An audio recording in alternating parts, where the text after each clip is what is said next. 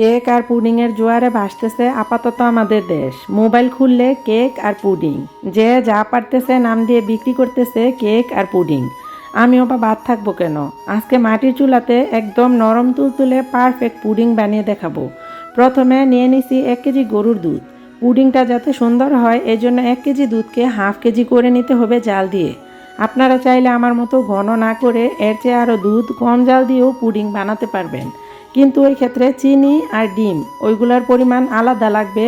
ওই পরিমাণ আমি একটু পরে বলে দিব এই ভিডিওতে। দুধ জাল দিয়ে এক সাইডে রাখা মাত্র 2 মুঠ চিনি একটা কড়াইয়ে চুলার উপরে দিয়া কিছুক্ষণ নাড়াচাড়া কইরা ক্যারামেল বানায় নিব। ক্যারামেল বানানোর ক্ষেত্রে অবশ্যই খেয়াল রাখতে হবে যাতে খুব বেশি লাল হয়ে না যায়। খুব বেশি লাল হয়ে গেলে কিন্তু পুডিং একদম তিতা হয়ে যাইব। 1 কেজি দুধ যেহেতু আমি জাল করে হাফ কেজি করে নিছি, এখন ডিম লাগবে 3টা আর চিনি লাগবে 1 কাপ। ডিম যতটুকু চিনিও ততটুকু লাগবে, মানে একদম সমান সমান। ডিম যে কোনো একটা বাটিতে ভেঙে মেপে নেবেন, তারপর ওই বাটি বা যে কোনো কিছু দিয়ে ওই সমান সমান চিনি নেবেন, তাহলে কিন্তু কেকের মিষ্টির পরিমাণ একদম পারফেক্ট হবে। 3টা ডিম ভাঙলে 1 কাপ হয়, আর আমি চিনিও নিছি 1 কাপ। চিনির পরিমাপটা যাতে আপনারা পুডিংয়ের মধ্যে খুব সহজে বুঝতে পারেন এই জন্য কিন্তু আপনাদেরকে মেপে দেখাই দিলাম। ডিম দিয়ে হালকা হাতে কিছুক্ষণ নাড়াচাড়া করে নিতে হবে। ডিমের মধ্যে কিন্তু ফেনা ফেনা ভাব যাতে না হয় ওই দিকে খেয়াল রাখতে হবে। বেশি ফেনা ফেনা ভাব হলে কিন্তু পুডিংয়ের ভিতরে তেমন ভালো হয় না। তারপর আবার চিনি দিয়ে কিছুক্ষণ নেড়েচেড়ে নিতে হবে। চিনি যখন একদম ডিমের সাথে সম্পূর্ণ গলে একদম মিশে যাবে তখন কিন্তু মাত্র 1 চামচের মতো ভ্যানিলা এসেন্স দিয়ে দিতে হবে। যদি আপনাদের কাছে ভ্যানিলা এসেন্স না থাকে তাহলে 1 চামচের মতো লেবুর রস দিয়ে দিতে পারেন, যাতে ডিমের গন্ধটা পুডিংয়ের ভিতরে না থাকে এই জন্য। তারপরে ওই যে সবার প্রথমে মাটির চুলাতে গরুর দুধ জাল করে ঠান্ডা করে রাখছিলাম, ওইগুলা কিন্তু চেক করে তারপরে দুধ দিতে হইব এই ডিমের মধ্যে। দুধ যদি গরম থাকে তাইলে কিন্তু ডিম একদম দলা পাকায় যাব। আমি কিন্তু এই যে আপনাদের সামনে আঙ্গুল দিয়ে চেক করে একদম ঠান্ডা দুধ তারপরে পুডিংয়ের গোলার মধ্যে দিছি। বাটির মধ্যে যে ক্যারামেল সেট করছিলাম ওইটা কিন্তু একদম ঠান্ডা হয়ে সেট হয়ে গেছে। এখন মাশাআল্লাহ খুব সুন্দর লাগতেছে দেখতে, কালারটাও দারুণ হয়েছে। এখন এই যে পুডিংয়ের যে ব্যাটারটা আছে ওইটা একটা ছাঁকনি দিয়া ছাইকা তারপরে এই ক্যারামেলের উপরে দিতে হইব।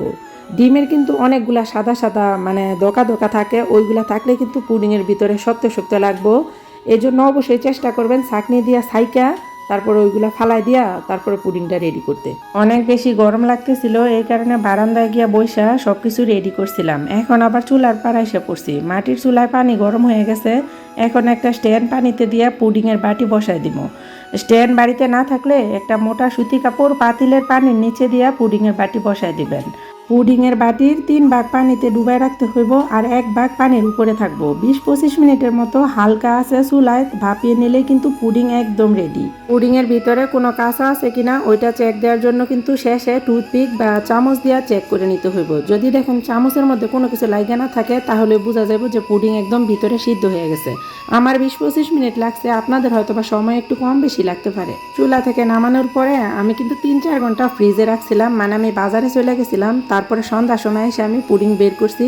বের করে তো দেখি যে আলহামদুলিল্লাহ মাশাআল্লাহ আজকের আমার পুডিংটা একদম পারফেক্ট হয়েছে। ভিতরে কোনো জালি ভাব নাই বা কোনো শক্ত নাই। আরেকদিন বানাইছিলাম ওই দিন কিন্তু পারফেক্ট হয় না। আসসালামু আলাইকুম। এতক্ষণ পর্যন্ত আমার ভিডিওটা যারা সম্পূর্ণ দেখছেন তাদেরকে অসংখ্য ধন্যবাদ। আজকের মতো পুডিং খাইতে খেতে চলে যেতেছি। আল্লাহ হাফেজ।